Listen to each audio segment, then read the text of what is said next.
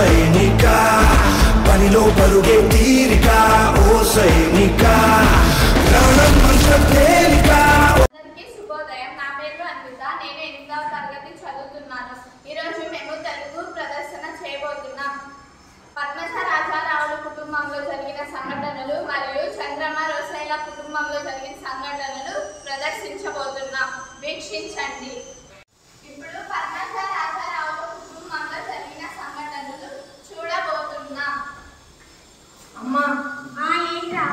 నేను సైన్యంలో చేరాలనుకుంటున్నాను. ఏమిటి రాసు నేను అంటున్నది?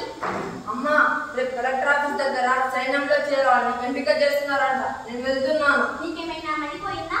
అలాంటి కర్మ మనకే పట్టింది. ఒకగానొకటి మన వ్యాపారాలు వాసన చూసుకుంటూ మాటల ముందే దిగాలి. కానీ మహిళా మండలి అధ్యక్షురాలి పెద్ద సదస్సుది నువ్వేనా మాట్లాడేది? దేశాన్ని దేశ ప్రజల్ని రక్షించి ఉద్యోగం అమ్మా, అది పర్మనెంట్ అవుతుందమ్మా. నా పేరు సుధీర్ అని పేరు పెట్టావు. సుధీర్ అంటే గొప్ప వీరుడుగా అమ్మా. ఏమండి, మన సుధీరు సైన్యంలో చేరాలనుకుంటున్నాడు. ఏం చేద్దాం? బిఏ పూర్తయింది కదరా, ఇక్కడే ఉండి మన వ్యాపారాలు చూసుకుంటామని మేము ఆనందపడుతుంటే ఆ సైన్యంలో చేరి ఏమో తెలుస్తావు. రేపు నాతో పాటు రా, నా స్నేహితుడి దగ్గర ఏదైనా గుమస్తావు, ఉద్యోగం ఇప్పిస్తా. వీళ్ళంతే వీళ్ళు మారరు.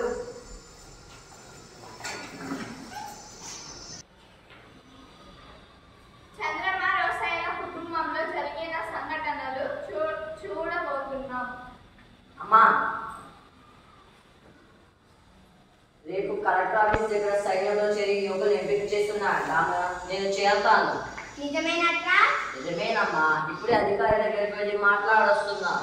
అధికారి నేను ఎంపిక అవుతానని చెప్పాడు. సైన్యంలో చేరితే మంచి జీతాలు ఇస్తాను, నేను మీకు పంపిస్తాను. నాన్నగారికి ఆసరా లభిస్తుంది. తమ్ముళ్లను చెల్లెలను చక్కగా చదివించుకోవచ్చు. వీటన్నిటికంటే దేశానికి గొప్ప సేవ చేసే అవకాశం లభిస్తుంది కదమ్మా. సైన్యంలో చేరితే యుద్ధం వస్తే యుద్ధంలోనే అమ్మ చనిపోయేది, ఇక్కడ మాత్రం చావరా?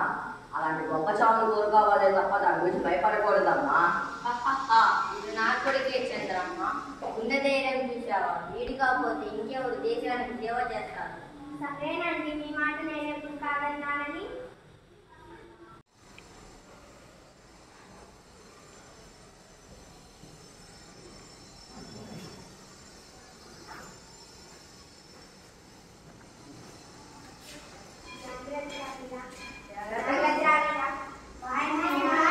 హాయ్, వెళ్ళొస్తానమ్మా.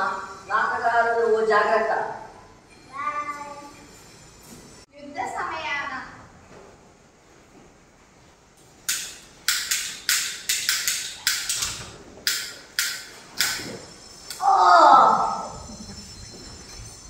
అరే వీరా, మరణించావా? ఇప్పుడు మీ తల్లిదండ్రులకి నేనేం సమాధానం చెప్పాలిరా?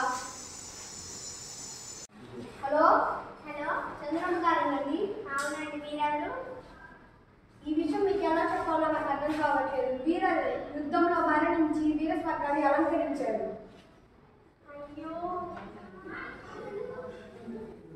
ఏమైనా చంద్రమ్మ? అయ్యో, ఏమండి? వీరా యుద్ధంలో మరణించాడంట. అయ్యో. ఇప్పుడు వీర సంతాప సభ.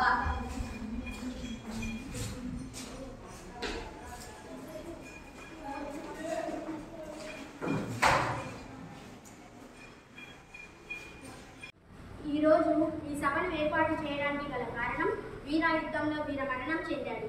దానికి నేను చాలా బాధపడుతున్నాను. ఒక మహిళా మండలి అధ్యక్షురాలినైంది, అంతకంటే ఒక తల్లినైంది నేను నా కొడుకుని యుద్ధానికి పంపించలేకపోయాను. చంద్రమ్మ గారి కుటుంబం ముందు నేను తలదించుకుంటున్నాను. చంద్రమ్మ గారు, మీరు ఏమైనా మాట్లాడాలనుకుంటున్నాను? నా కొడుకు వీర ఈ యుద్ధంలో వీరమరణం చెందినందుకు నాకు చాలా బాధగా ఉన్నప్పటికీ నేను చాలా గర్వపడుతున్నాను. ఈ సభలో నేను చెప్పదలుచుకున్నది ఏమిటంటే, నా రెండవ కుమారుని కూడా దేశ సేవ పంచాలనుకుంటున్నాను.